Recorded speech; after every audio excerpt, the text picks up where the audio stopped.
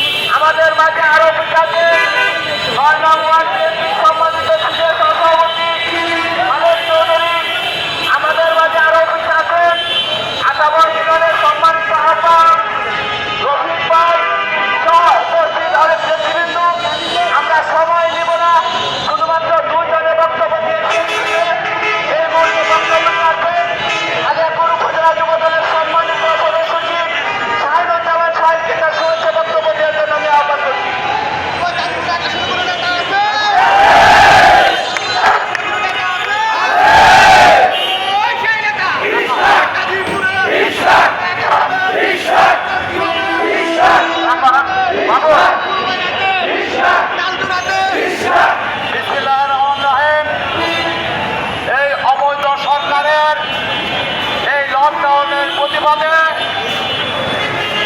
পৌরসভার 8 নং ওয়ার্ড যুবদল যুবদল কর্তৃক আয়োজিত আজকের এই পথসভার উপস্থিত রয়েছেন কালিয়াকৈর উপজেলা বিএনপির সম্মানিত আহ্বায়ক, মৌচাক ইউনিয়ন পরিষদের সাবেক চেয়ারম্যান জনাব নুরুল ইসলাম শিকদার।